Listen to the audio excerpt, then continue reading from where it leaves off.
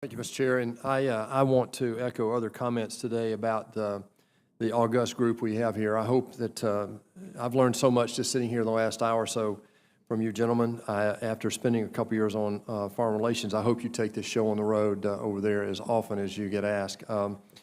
Ambassador Jeffrey, I want to move this a little bit. I think not only is this a pivot point in time, it seems to be we've got a couple of pivot points in the region geographically.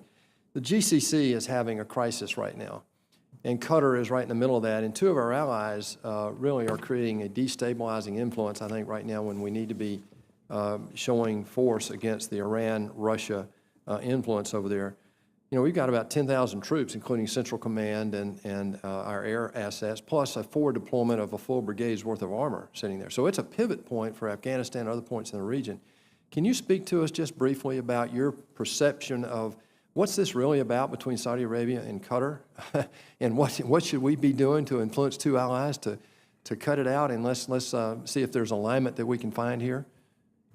I first had to do an inventory of whether any of my colleagues had served in Qatar in Saudi Arabia so I could kick the thing. I think those are the only two places where Ryan Crocker hasn't served, but he probably has a view because he did well on Russia.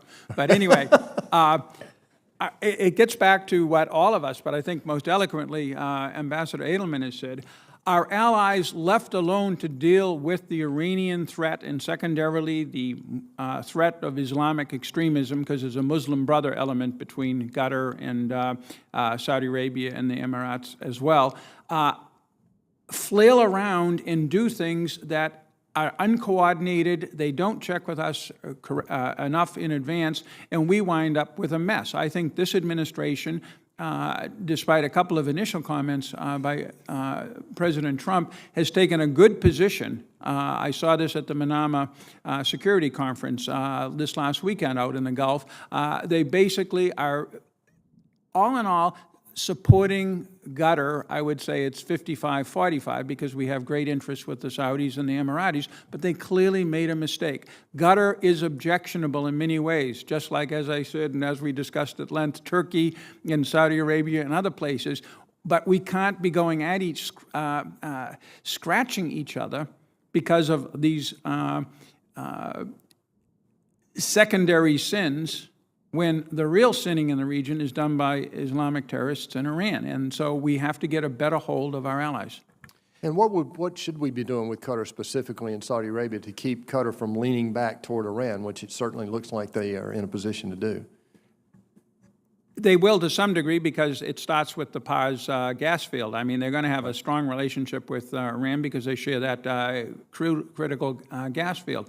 The more we can get the Saudis and the Emiratis to roll back, the more the Qataris presumably will eventually find that they don't have to keep turning to the Iranians, the Russians, Turkey, and others, and this feud eventually blows over. There was an earlier feud, I think 2014 or 13, and it did blow over. This one looks uglier.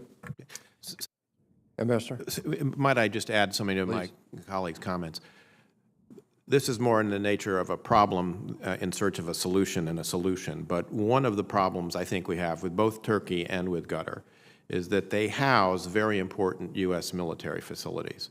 And as a result of that, both of those governments have, I think, concluded that there is a limit to how much we will push them on certain things we don't like because of the desire to keep those facilities, which are very important facilities, available. I think we need to look at, more diversified and resilient basing in the region so we don't become, hostage to this kind of behavior, and we can push back a little bit more effectively when the Qataris do things we don't like. I have a certain amount of sympathy for the Saudi and Emirati position about the Qatari support for the Muslim Brotherhood around the region. They did a lot in the early days of the Syrian civil war to make things infinitely worse than they had to be, and so we have to figure out a solution to this ourselves so that we don't find ourselves being held back from pushing back on some of the things our allies do that we think are wrong. Well, you bring up an interesting point from a strictly military point of view. We've talked about it in here. After 17 years of war over there, I'm shocked at our really support footprint. Incirlik's at risk. You've got Al Udeid there is at risk. And when you see how, I just got back from a trip early this year in Pakistan and Afghanistan to see how we resupply that and what we have to do that. I mean, this is a very precarious footprint we have over there. And now Russia is at Latakia and Tartus. moving down in the Horn of Africa. China's in there now. So this is a key topic, I think, to support not only the diplomatic effort, but also the military support for that too. Great point. Thank you. Thank you, Mr. Chair.